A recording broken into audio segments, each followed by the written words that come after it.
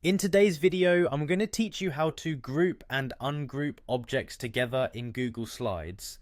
This process can significantly enhance your workflow and help you organize your presentations more effectively. So let's dive right in and get started. First things first, you need to head over to Google Slides. If you're not familiar with how to do that, just open your preferred web browser and navigate to the Google Slides website. Once you're there, make sure you're logged into your Google account. This step is essential because without access to your account, you won't be able to create or edit any presentations.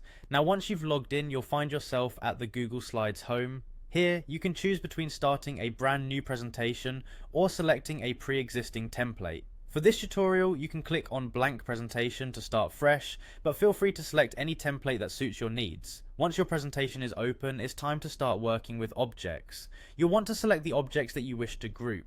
An object in Google Slides could be a shape, text box, image, or any other graphic element within your slide. Click on the object you want to select. If you need to select multiple objects, hold down the Shift key while clicking each object. After selecting the desired objects, the next step is to right-click on your selection.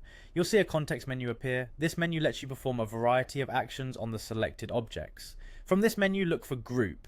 Clicking Group will automatically link the selected objects, allowing them to move, transform, and be manipulated as a single entity. Grouping objects in Google Slides is highly beneficial when you want to maintain specific layouts while altering your slides. It saves time and keeps your presentations looking polished and cohesive. If at any point you want to ungroup the objects, simply select the grouped item, right-click, and choose Ungroup. This action will separate the objects so they can be individually edited once again. And there you have it. These simple steps can help you efficiently group and ungroup objects, providing more control and flexibility over your presentation design.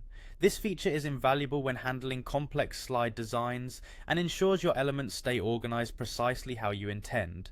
Thank you for watching, and I hope you found this tutorial helpful. Don't forget to like, comment, and subscribe for more tips and tricks on using Google Slides and many other tools effectively. Happy presenting,